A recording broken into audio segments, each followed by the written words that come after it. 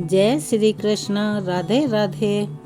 कान्हा जी की छठी, जिसे षष्ठी या छठी या छठीहार भी कहा जाता है, जन्म के ठीक 6वें दिन मनाई जाती है। भगवान श्री कृष्ण का जन्म भादो मास के कृष्ण पक्ष की अष्टमी तिथि रोहिणी नक्षत्र और आधी रात के समय हुआ था। उनके जन्म के 6ठे दिन यानी के भाद्रपद कृष्ण पक्ष की द्वादशी तिथि को छठी का यह पर्व मनाया जाता है। इस दिन छठी माता और विधाता शिशु का भाग्य लिखते हैं, इसीलिए यह पूजा बहुत ही विशेष मानी जाती है, जो कि हमारे घरों में भी आम तौर पर देखने को मिलती है। इसका वही कारण है, यह परंपरा तभी से चली आ रही है।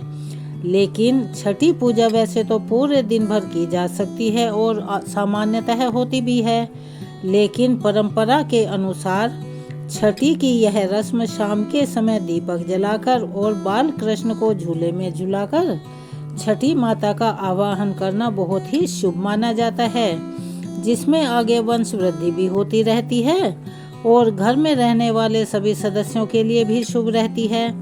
घर के आंगन को सजाकर रात में भजन कीर्तन और आरती के साथ ही इस दिन छठी के गीत भी गाए जाते हैं। जैसा कि हम सभी जानते हैं, इस बार जन्माष्टमी 16 अगस्त के दिन थी, तो उस वजह से कान्हा जी की छठी 21 अगस्त दिन गुरुवार को ही की जाएगी। और इस बार गुरुवार के दिन गुरु पुष्य नक्षत्र का शुभ योग भी बन रहा है, जिसे बहुत ही शुभ माना जाता है। इसीलिए यह दिन और भी विशेष हो जाता है, इसका महत्व बढ़ जाता है। और इस बार 21 अगस्त गुरुवार को भद्रा भी लग रही है और भद्रा काल दोपहर 12:44 से लेकर मध्य रात्रि 12:16 तक रहेगा। और सबसे विशेष बात यह है कि इस बार भद्रा का वास भी मृत्युलोक में ही रहने वाला है, और जब भी मृत्युलोक में भद्रा का वास होता है तो यह पृथ्वी पर बहुत ही अशुभ मानी जाती है, यानी भारी होती है। इस समय में कोई भी शुभ काम करने से बचना चाहिए। अगर भद्रा के समय कोई शुभ काम किया जाता है तो उसके परिणाम शुभ ना होकर अशुभ देखने को मिलते हैं। अब मन में भी यह बात आती है, यह सवाल उठता है कि जब भद्रा लग रही है तो कान्हा जी की छठी कब पूजी जाए। तो चलिए हम आपके इस संशय को दूर कर देते हैं। कान्हा जी की छठी अपने आप में एक महा उत्सव है। सारे शुभ अशुभ योग भगवान के ही बनाए हुए हैं और उन्हीं के द्वारा नियंत्रित रहते हैं। तो जब नियंत्रण करता वो है तो उसमें शुभ अशुभ का सवाल ही पैदा नहीं होता। तो ऐसे में भद्रा का वास चाहे कहीं भी रहे, छठी पर इसका कोई भी असर नहीं पड़ सकता, क्योंकि कान्हा जी स्वयं जगत के पालनहार हैं। लेकिन फिर भी जिन भक्तों के मन में बहुत ज्यादा संदेह हो, जो भद्रा और राहु काल जैसे अशुभ योगों का बहुत विचार मानते हों, वह दोपहर 12:44 से पहले गुरुवार को कान्हा जी की छठी का पूजन कर लें। और जो लोग भद्रा का विचार इस बारे में नहीं कर रहे हों, तो फिर उन्हें 21 अगस्त गुरुवार को कुछ विशेष मुहूर्तों में कान्हा जी की छठी का पूजन करना चाहिए। वैसे तो शाम का जो सबसे शुभ मुहूर्त माना गया है वह होता है गोधूली बेला। गोधूली बेला श्री कृष्ण को अति प्रिय है, क्योंकि वे गाय चराकर इसी समय अपने घर को लौटते थे। गोधूली बेला का मुहूर्त और 21 अगस्त गुरुवार को गोधूली मुहूर्त शाम को 6:54 से लेकर 7:16 तक रहेगा। आप इस समय में कान्हा जी की छठी पूज सकते हैं। इसके अलावा विजय मुहूर्त, जो कि दोपहर 2:34 से 3:26 तक रहेगा। और इसके अलावा आप शाम को 6:54 से लेकर रात 8 बजे के बीच में भी कान्हा जी की छठी का पूजन कर सकते हैं। अभिजीत मुहूर्त, जिसे बहुत शुभ माना जाता है, वह सुबह 11:58 से लेकर दोपहर 12:50 तक रहेगा। इस समय में भी आप पूजन कर सकते हैं। वैसे तो शिशु के जन्म के बाद में पड़ने वाले गुरुवार को छठी मनाई जाती है। ऐसा कहते हैं कि गुरुवार का दिन शिशु के ऊपर से नहीं गुजरना चाहिए, लेकिन क्योंकि इस बार 15 अगस्त को भी कुछ लोगों ने जन्माष्टमी का पर्व मनाया था, व्रत रखा था, ऐसे में अगर 15 अगस्त की बात करें तो आप 20 अगस्त दिन बुधवार को भी कान्हा जी की छठी मना सकते हैं। वो जैसा भी आपके यहाँ बन रहा हो, परंपरा हो, या आपके यहाँ रहने वाले लोग मना रहे हों, आप उसके अनुसार भी कर सकते हैं। खास तौर पर वही लोग जिन्होंने 15 अगस्त को जन्माष्टमी मनाई हो, लेकिन ज़्यादातर लोग 21 अगस्त गुरुवार को ही मनाएंगे। अगर आप 20 अगस्त को कान्हा जी की छठी मनाना चाहते हैं तो इस दिन सिद्धि योग बन रहा है, जो कि शाम को 6:13 तक रहेगा।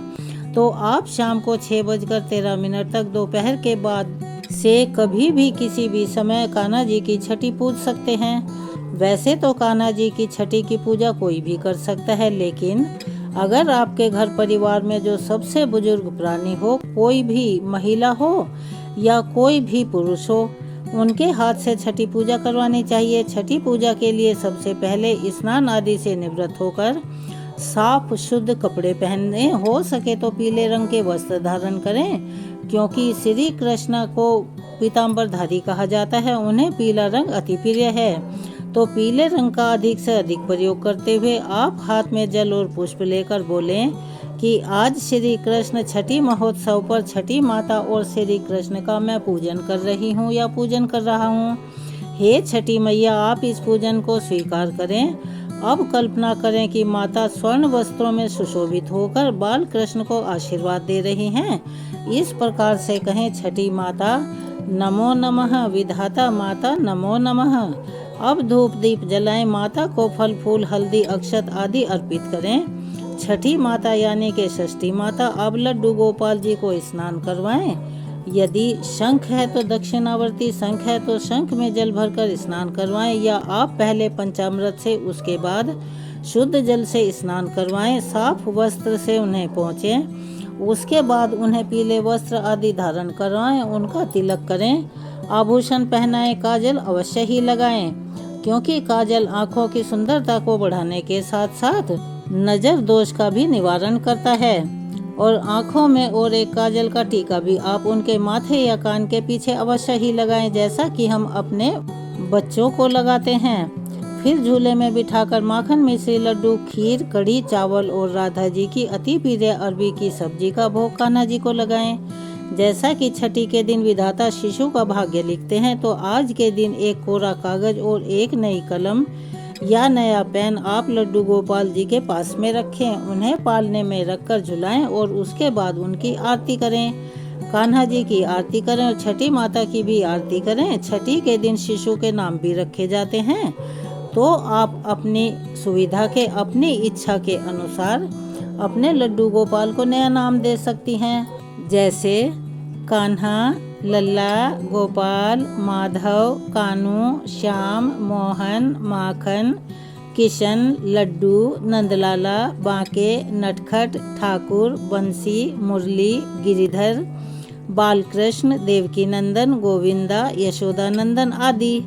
क्या इनके अलावा मगर आप कोई भी और नाम सोच रखा हो तो आप उस नाम को भी कान्हा जी के कान में जरूर बोलें, और सभी लोग उस दिन से उसी नाम का उच्चारण करना प्रारंभ कर दें। पूजा के अंत में छठी माता से प्रार्थना करें, हे छठी माता, जैसे आपने श्री कृष्ण के जीवन में सुख, सौभाग्य और कीर्ति लिखी, वैसे ही हमारे जीवन में भी आप सदा कृपा करना।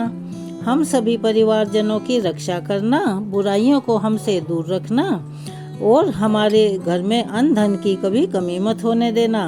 हम सभी की संतानों की भी रक्षा करना, और अंत में भोग लगाया हुआ प्रसाद अपने परिवारजनों में या जो वहाँ पर उपस्थित हैं उन सभी लोगों में बांटें और स्वयं भी ग्रहण करें। जिस घर में भी आज कान्हा जी की छठी मनाई जाती है उस घर में सात्विक भोजन ही बनाना चाहिए, और जो भी भोग आप कान्हा जी को लगाएं उसमें तुलसी का पत्ता और माखन मिश्री भी साथ में अवश्य रखें। इस दिन घर में क्रोध, कटुवचन, मांस, मदिरा का सेवन नहीं होना चाहिए, अपवित्रता नहीं रहनी चाहिए, किसी प्रकार का शोर शराबा, अनर्गल बातें जिनकी की जरूरत नहीं है और जिनसे विचार मलिन होते हों वो नहीं करनी चाहिए। आप केवल कान्हा जी से संबंधित भजन कीर्तन इस दिन आयोजित कर सकते हैं, और कान्हा जी की छठी मनाते समय सोहर के गीत या छठी माई के गीत और छठी के गीत भी अवश्य ही गाने चाहिए, क्योंकि हमारे घर में कान्हा जी की छठी जो मनाई जा रही है, कान्हा जी के पास बैठकर उन्हें दुलारना चाहिए। उन्हें बारी बारी से परिवार के सभी लोगों को झूला भी झुलाना चाहिए। गोकुल में जब नंद बाबा ने कान्हा जी की छठी मनाई थी तो पूरा गोकुल दीपों से जगमगा उठा था, इसीलिए आपको भी यथासंभव इस दिन अपने घर पर दीप जलाने चाहिए। खास तौर पर तुलसी माता के पौधे में अपने घर के मुख्य द्वार पर दीप जलाकर रखना चाहिए। ब्रज की गोपियां घर घर से उपहार लेकर आई थी। किसी ने दही माखन दिया, किसी ने मिश्री तो किसी ने बांसुरी। यह परंपरा आज भी चलती है कि छठी के दिन बच्चे को पहली बार नए नए वस्त्र पहनाए जाते हैं और कुछ मीठा बनाकर पड़ोसियों को भी बांटा जाता है। तो आप भी इसका पालन कर सकती हैं। इसके अलावा आने वाले सभी श्रद्धालु भी कान्हा जी के लिए कोई न कोई उपहार लेकर आ सकते हैं, जैसे कि उनके खेलने के लिए, उनके पढ़ने के लिए आदि जो भी सामग्री है जो उनके इस्तेमाल की हो वह अवश्य ही लेकर आएं। यह थी आज की वीडियो और कान्हा जी की छठी के बारे में जानकारी। अगर आपको पसंद आई हो तो प्लीज़ चैनल को सब्सक्राइब करें, वीडियो को लाइक करें, ज़्यादा से ज़्यादा शेयर करें, बेल आइकन को भी अवश्य ही दबाएं और कमेंट्स बॉक्स में जय श्री कृष्णा हर हर महादेव अवश्य ही लिखें। अपना प्यार और सहयोग हमें ऐसे ही प्रदान करते रहें। धन्यवाद। जय श्री कृष्णा।